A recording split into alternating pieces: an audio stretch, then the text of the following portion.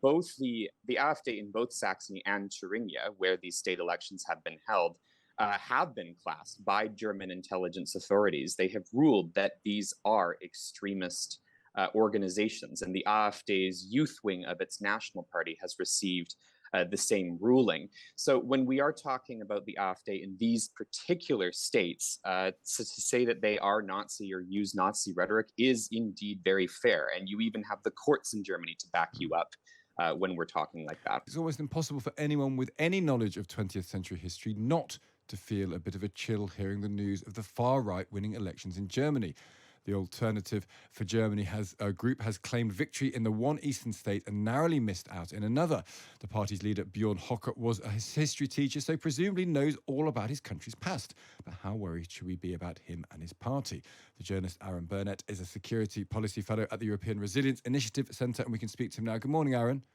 Good morning. How significant a shift is this? Because the AfD have been talked about for the last few years. They do appear to be a party on the rise. How big a breakthrough is this? Well, this is significant. I mean, as you've been saying, this is historical in the sense that this is a state parliament. This is a German election with which they have won. And it is the latest milestone in what they have done politically for about the last 10 years, from actually being founded only in about 2012-13 to entering federal parliament in 2017 to coming in first in this particular state election in Thuringia now. In terms of the broader national significance of this, though, that really remains to be seen. This is in one of Germany's post-communist states, its eastern states, its formerly communist states. It has always been the stronghold of the AfD ever since it was founded. They've not necessarily had the same level of success at the national level or in states that used to be West Germany that weren't communist. So in some ways, this is more expected than it's not as surprising as we might necessarily think, given the last 10 years of politics here. And how Nazi are they? I know that the leader has been fined for using a Nazi slogan in the past. When we talk about the far right in Germany, people obviously think about the Nazis.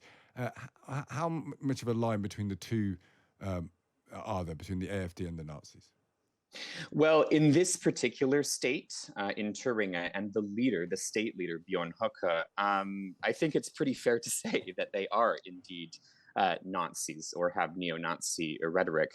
Bjorn Höcke has, of course, been fined for using Nazi terms. There's even court rulings in Germany that say that it is not defamation to call him a fascist. That is quite something, given the legal system here and given the how easy it can actually be to defend yourself for defamation here, and the fact that they've made that ruling.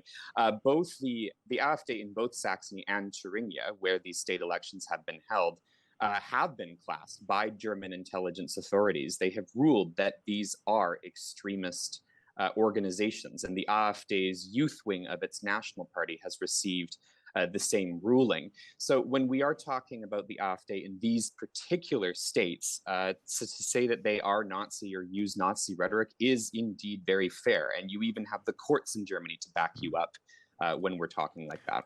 In France, we saw the rise of the far right and the far left at the same time, a sort of sagging of the centre. Is that what we're seeing here as well, a rise of parties towards the more extreme end of the spectrum on both sides? In Eastern Germany, we are certainly seeing that because there's a lot of focus, obviously, on the AfD coming in first in Thuringia and nearly coming in first in Saxony, obviously. But we have a brand new fringe far left party in both elections that has also done fairly well, around 15% in both states. That is the BSW. It's named for Sarah Wagenknecht, its founder. She used to be a member of the far left Linke, the left party, and she split this off.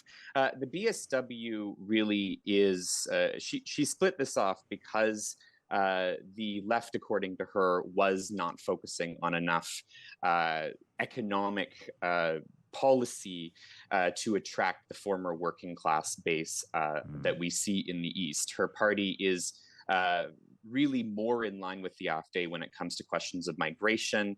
It is more socially conservative than her former left party counterparts. It is very, I mean, the left party was always quite pro-Kremlin, but the BSW sort of takes that to a new level. Very, very anti-support for Ukraine. So foreign policy enters in this as well. And Zara Wagenknecht has been on the national scene for a long time in Germany. She once famously said during the 2017 national campaign that the Berlin Wall was a necessary evil, quote unquote.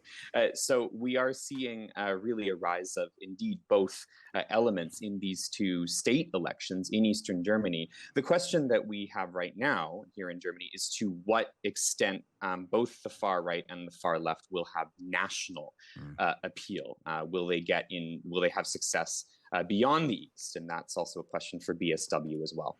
Interesting stuff. Aaron, great to speak to you. Thank you for joining us.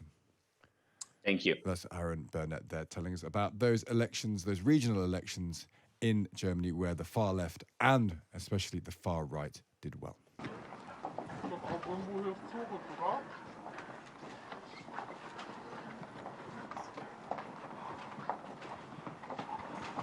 Sagen wir doch mal was. Warum immer keine Antwort?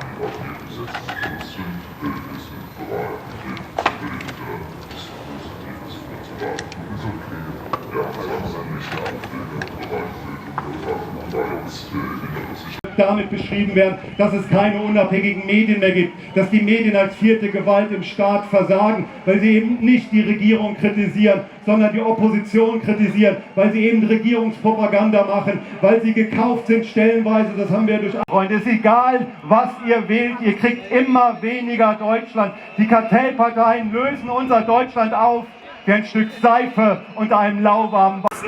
Wegen diesem Ergebnis. Die Jugend ist politisch weder links noch grün noch rot. Die Jugend wählt AfD, weil sie weiß,